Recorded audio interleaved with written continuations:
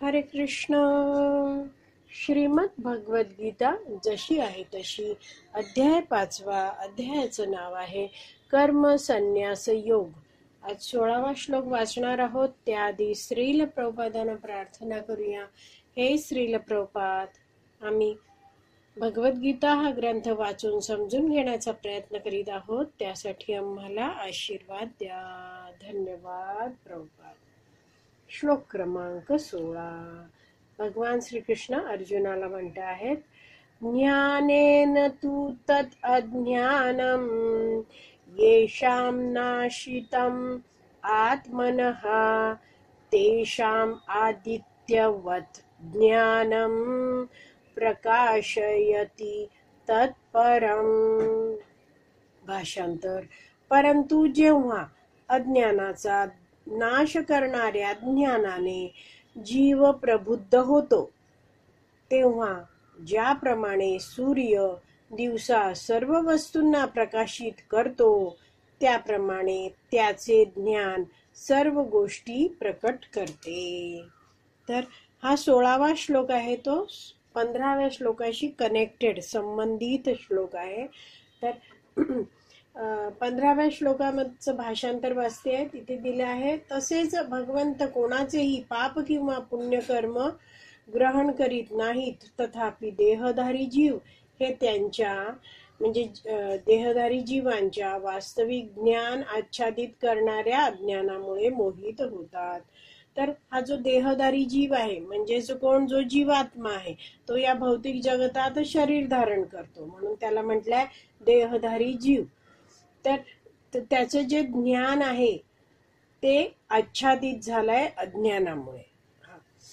तर या आता 16व्या श्लोकामध्ये म्हटलं आहे की परंतु असं अज्ञानी जीव आहे, अज्ञानामुळे मोहित झालेला जीव आहे, त्याच्याबद्दल म्हटलंय जेव्हा अज्ञानाचा नाश करणाऱ्या ज्ञानाने जीव प्रबुद्ध होतोय. प्रबुद्ध होतोय म्हणजे शहाणा होतोय, त्याला हे ज्ञान प्राप्त होतोय, तेव्हा एक तुलना देऊन सांगितलंय, ज्याप्रमाणे सूर्य दिवसा सर्व वस्तूंना प्रकाशित करतो, त्याप्रमाणे त्याचे ज्ञान, कोणाचे? जीवाचे ज्ञान सर्व गोष्टी प्रकट करते.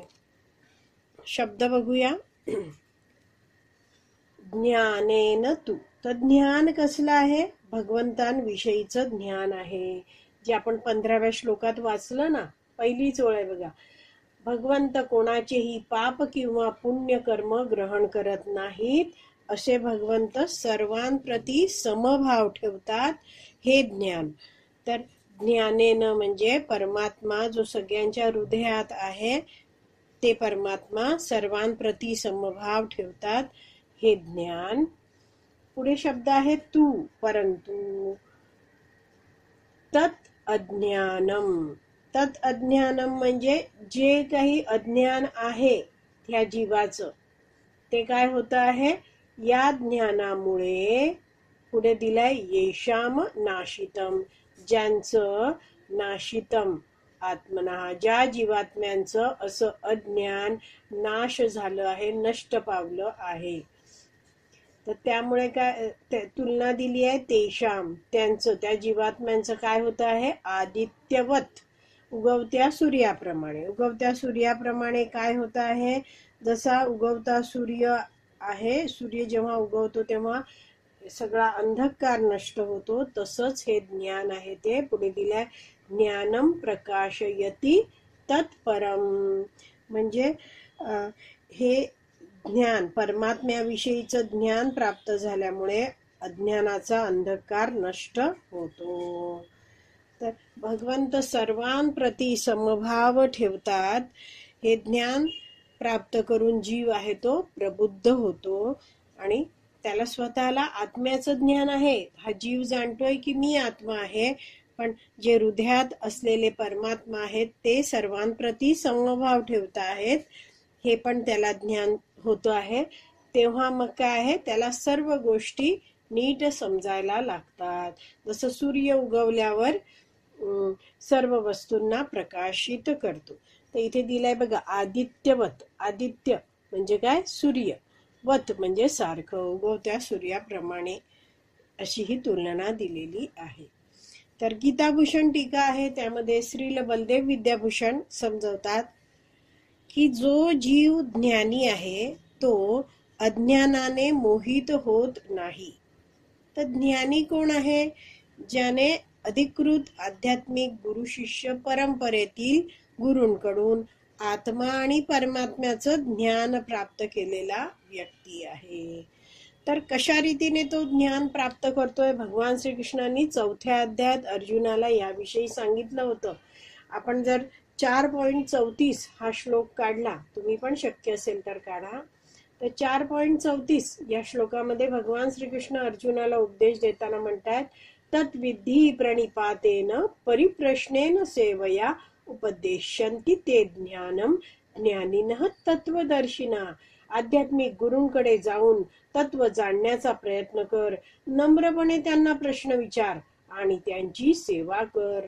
आत्मसाक्षात्कारी व्यक्ती तुला ज्ञान प्रदान करू शकतात, कारण त्यांनी तत्व जाणलेले असते. तर असे हे जे आत्मसाक्षात्कारी व्यक्ती आहेत त्यांच्याकडे जाऊन आध्यात्मिक ज्ञान, आत्म्याचं परमात्म्याचं ज्ञान व्यक्ती प्राप्त करू शकतो.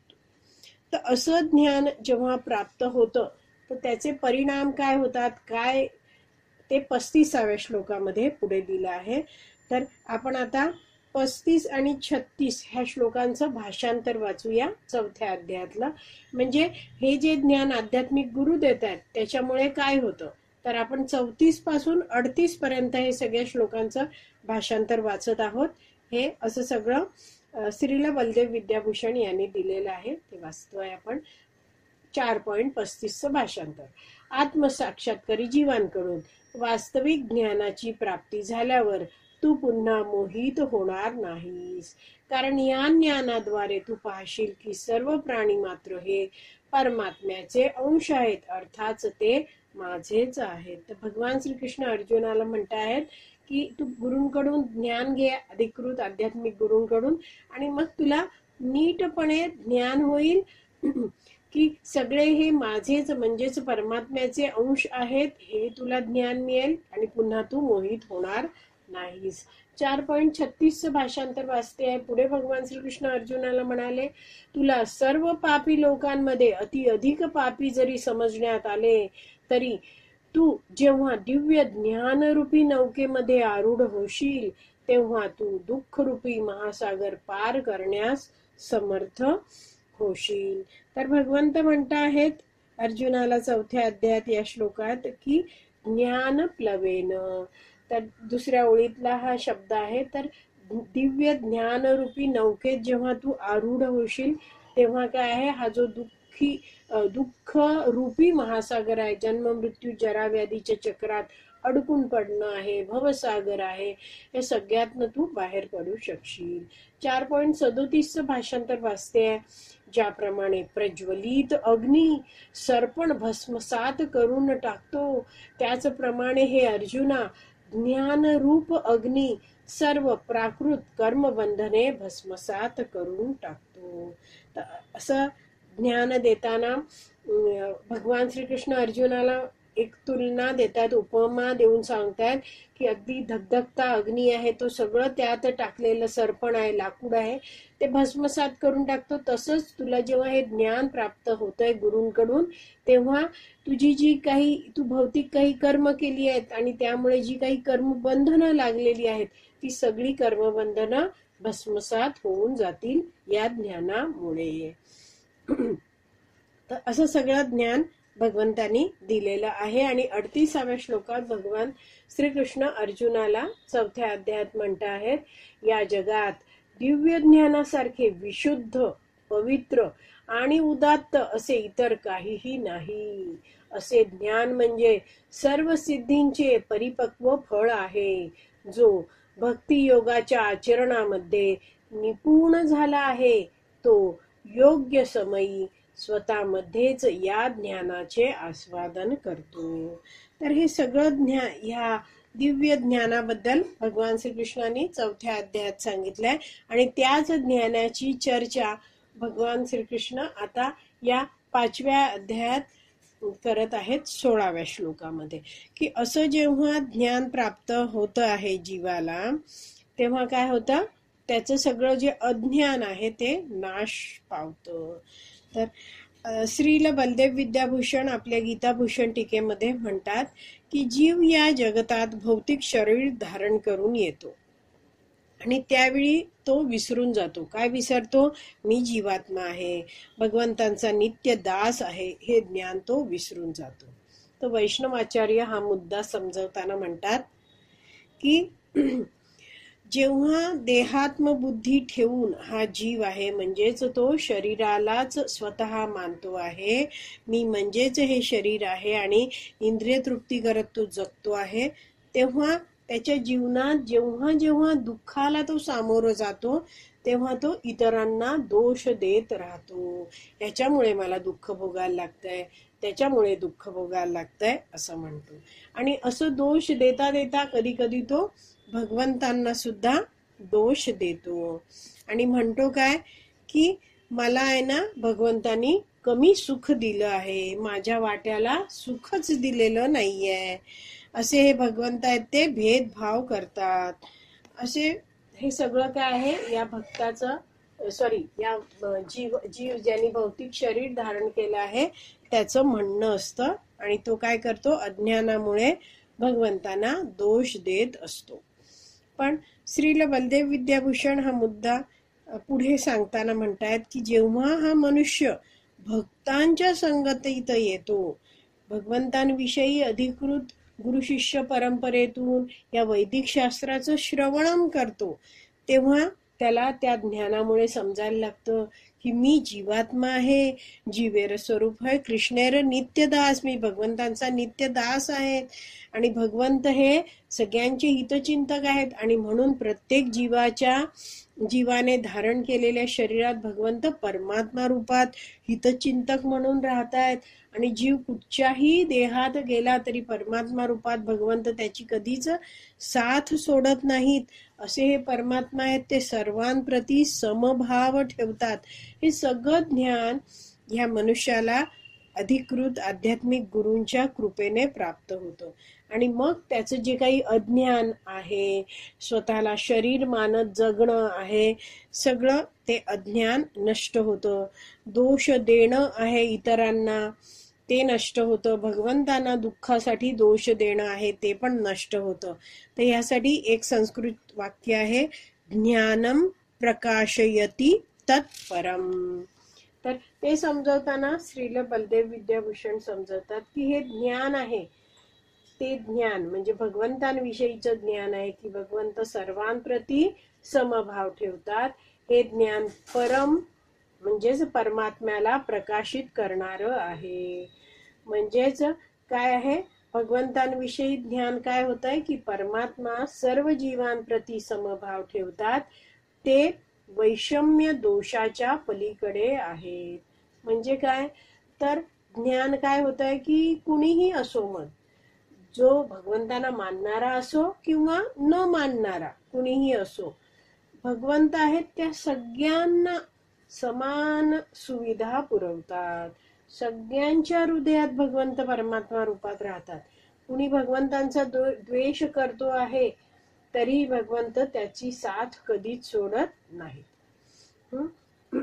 आणि असे भगवंतांचा जरी कोणी द्वेष करत आहेत तरी भगवंत कोणाचाही द्वेष करीत नाहीत. तर हे ज्ञान जेव्हा व्यक्ती जाणतोय काय की मी शरीर नाही आहे, मी आत्मा आहे आणि हे भौतिक शरीर ही इंद्रिय याच्या पलीकडचा मी दिव्य असा आध्यात्मिक भगवंतांचा अंश आहे, हे ज्ञान शिकतो तो आहे.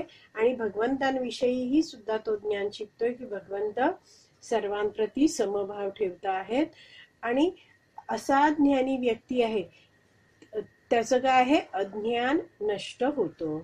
इथे आणखीन एक शब्द आहे, त्याविषयी श्रील बलदेव विद्याभूषण म्हणत आहेत की या श्लोकामध्ये पहिल्या ओळीत दिलाय येशाम, दुसऱ्या ओळीत दिलाय तेशाम. तर ह्याचे अर्थ वाचले जर शब्दशः अर्थ, तर बघा, येशाम म्हणजे ज्यांचे आणि तेशाम म्हणजे त्यांचे.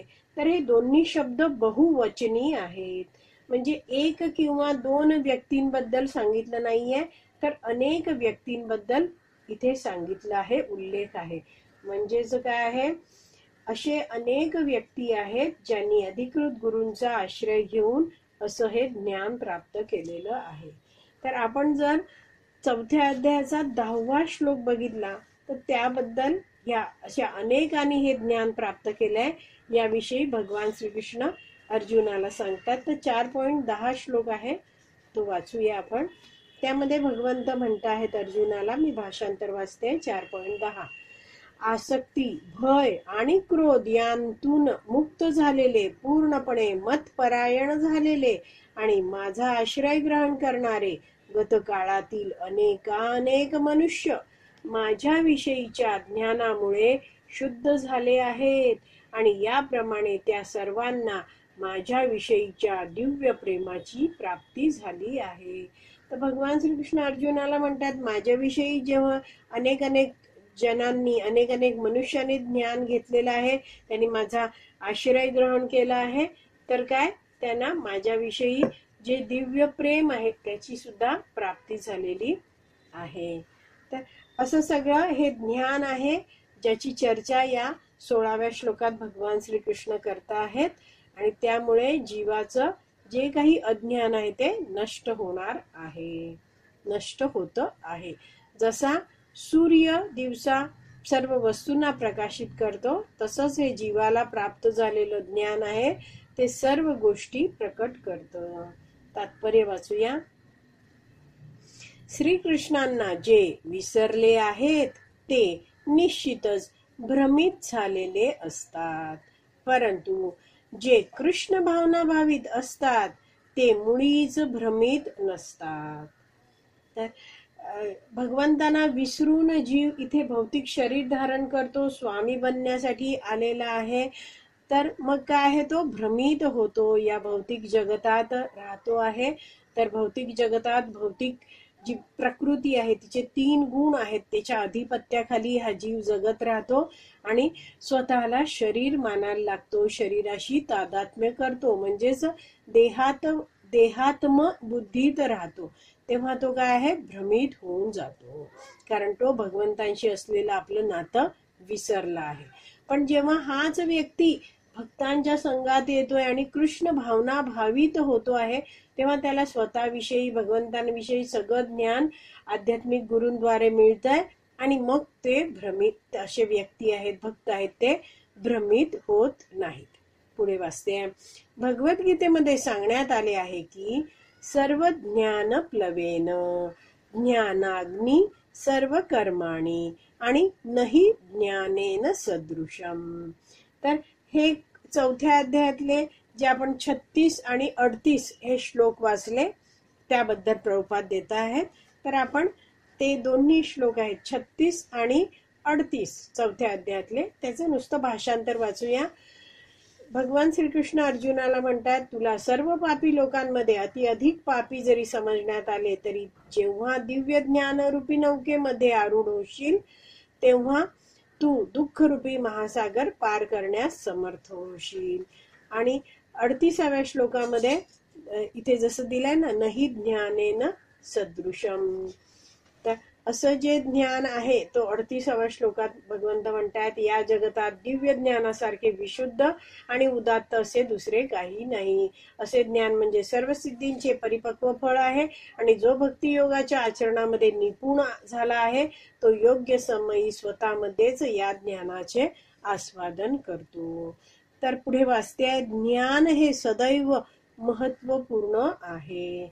आणि ते ज्ञान म्हणजे काय आहे, तर याविषयी प्रभुपाद म्हणतात की हे ज्ञान कसं आहे, अतिशय महत्वाचं आहे. कारण हे ज्ञान घेतलं नाही तर आपण या जगतात राहू, भ्रमित होऊन आणि पुन्हा पुन्हा जन्म मृत्यू जराव्याधीच्या चक्रात अडकून पडू, नवीन देह धारण करत राहू. मात्र हे ज्ञान प्राप्त केलं तर आपण अज्ञानातून, भ्रमातून मुक्त होऊ शकतो. तर ते ज्ञान म्हणजे काय, तर पुढे प्रभुपाद देतात 7व्या अध्यायातील 19व्या श्लोकामध्ये सांगितल्याप्रमाणे परिपूर्ण ज्ञानाची प्राप्ती मनुष्य जेव्हा श्रीकृष्णांना शरण जातो तेव्हा होते. तर हा 7.19 श्लोक इथे प्रभुपाद पुढे देत आहेत बघा. बहुनाम जन्मनाम अंते ज्ञानवान माम प्रपद्यते. तर बहुनाम जन्मनाम अंते म्हणजे अनेक अनेक जन्मांनंतर ज्ञानवान माम म्हणजे जेव्हा परिपूर्ण ज्ञानी मनुष्य श्रीकृष्णांना शरण जातो, प्रपद्यते म्हणजेच अनेक अनेक जन्मानंतर ज्ञान प्राप्त करत करत जेव्हा परिपूर्ण ज्ञानी हा मनुष्य होतोय तेव्हा तो श्रीकृष्णांना शरण जातो. म्हणजेच पुढे दिलाय किंवा जेव्हा कृष्ण भावनेची प्राप्ती करतो तेव्हा ज्याप्रमाणे सूर्य दिवसा सर्व गोष्टी प्रकाशित करतो त्याप्रमाणे त्या मनुष्याला सर्व गोष्टी प्रकट होतात. तर असा व्यक्ती आहे तो काय आहे, ज्ञान प्राप्त केल्यामुळे सगळं या जगतात का घडतं आहे, वेगवेगळ्या जीवांना का बरं अशी दुःख भोगायला लागत आहेत, त्यांच्या कर्मफळा पूर्वी त्यांनी जी काही कर्म केली आहेत पूर्वकर्म त्याचे फळ म्हणून ते दुःख भोगत आहेत. नंतर हे सगळं जे ज्ञान आहे आत्म्याविषयीचं, परमात्म्याविषयीचं, प्रकृतीविषयीचं सगळं ज्ञान त्याला प्राप्त होतं आणि सर्व गोष्टी या का घडत आहेत हे पण समजतं. पुढे वाचते, जीव विविध प्रकारे मोहित होतो. तर असा हा जो जीव आहे ज्याला भगवंतांविषयीचं ज्ञान नाहीये, विसरला आहे, आणि दुसरं काय आहे तो स्वतःला म्हणजे तो शारीरिक स्तरावर जगताना स्वतःला स्वामी बनण्याची त्याची इच्छा आहे, उपभोग घ्यायची इच्छा आहे, तेव्हा तो काय करतो, स्वतःलाच भगवंत मानतो. इथे उदाहरण दिले बघा, जीव विविध प्रकारे मोहित होतो. उदाहरणार्थ जेव्हा तो स्वतःलाच मूर्खपणे भगवंत समजतो तेव्हा वास्तविकपणे तो अज्ञानाच्या जंजाळात पडतो. तर स्वतःला भगवंत मानणं म्हणजेच काय, मी स्वामी, मी भोक्ता, मी उपभोग घेणार, मी सगळ्यांचा नियंत्रक, सगळ्यांनी माझं ऐकलं पाहिजे. तर असं विचारात असलेला हा जो जीव आहे, खरं तर जीव कोण आहे, भगवंतांचा अंश आहे, भगवंतांचा नित्य दास आहे, पण वाटतंय त्याला मी स्वामी आहे आणि तो देहात्म बुद्धीत राहतो आहे. तर त्याला काय म्हटलं जातं, अज्ञानाच्या जंजाळात पडलेला आहे.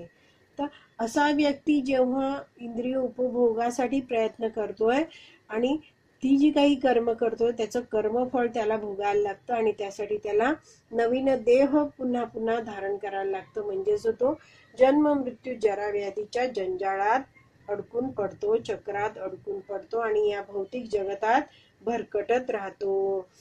आणि त्याला हे असं का सगळं होतं, कारण त्याला आत्म्याचं ज्ञान नाहीये, परमात्म्याचं ज्ञान नाहीये आणि स्वतःच्या आध्यात्मिक उन्नतीसाठी मला काय करायला पाहिजे हे सुद्धा ज्ञान नाहीये. तात्पर्य बरंच मोठं आहे. आज आपण इथेच विराम देऊया. उद्याच्या भागात आपण उरलेलं तात्पर्य वाचणार आहोत.